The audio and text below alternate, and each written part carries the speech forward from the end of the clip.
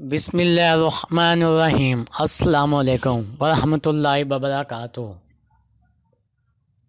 جانتے ہو، ہم کبھی کبھی اتنا ٹوٹ جاتے ہیں اور اتنا مایوس ہو جاتے ہیں، اور صرف ہماری آنکھوں میں آنسوں کے سوا کچھ نہیں ہوتا، اور ہم بس اللہ سے شکوے شکایت کرتے رہتے ہیں کہ اللہ نے میری دعا قبول ہی نہیں کی، یا یہ کہ اللہ تعالیٰ سب کو سب کچھ دے رہا ہے لیکن اللہ مجھے کیوں نہیں دے رہا، اللہ میری دعا کیوں نہیں سن رہا۔ کیا میں اتنا گنہگار ہوں؟ روتے ہوئے جب ہم یہ کہتے ہیں، کب تک صبر کرنا پڑے گا، تو قرآن پاک میں جواب ملتا ہے، تم کیا جانو، شاید وعدے کا وقت قریب ہو۔ پھر جب ہم یہ کہتے ہیں، لیکن لگتا ہے تو مجھے بھول گیا ہے یا اللہ،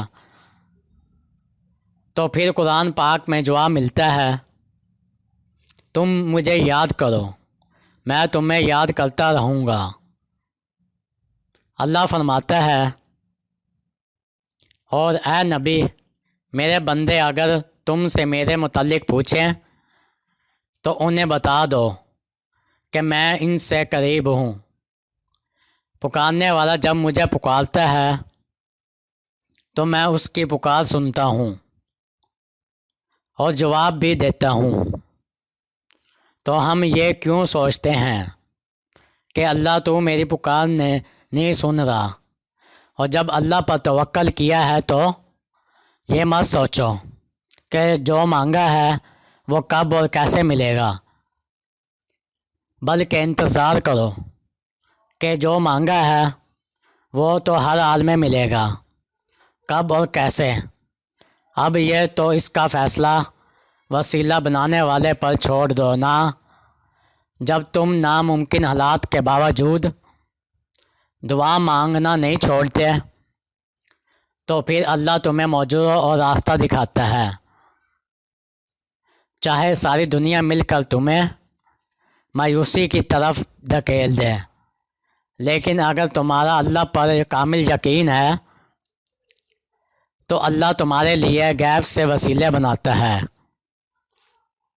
اور جانتے ہو، جب انسان بے حد تکلیف میں ہوتا ہے اور مسکرا کر یہ کہتا ہے کہ میں نے اپنا معاملہ اللہ کے سپرد کر دیا ہے، تو یقین مانو، فرش سے لے کر عرش تک ہر چیز لرز جاتی ہے، وہ ساتوں آسمان تک پہنچ جاتی ہے۔ ٹوٹے ہوئے دل سے نکلی ہوئی دعا اور آہ کبھی رائگاں نہیں جاتی، اور جب معاملہ اللہ کے سپرد کر دیا جاتا ہے تو ظالم کبھی بھی بچ نہیں پاتا، اور بڑا رحمان اور رحیم ہے۔ اور جب تم نے کبھی یہ نہیں سنا، وہ بڑا ذوالجلال ہے۔ اور ایک بات بتاؤں، اگر تم تھوڑی سی آزمائش سے ڈر کر اپنا یقین ہار بیٹھ جاؤ گے تو تمہاری دعا کیسے قبول ہوگی؟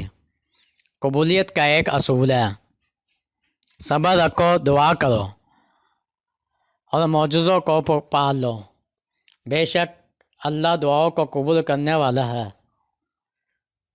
اس نئی امید کے ساتھ، اگر آپ کو میری بات سمجھ آئے تو اس پر ضرور عمل کریے گا۔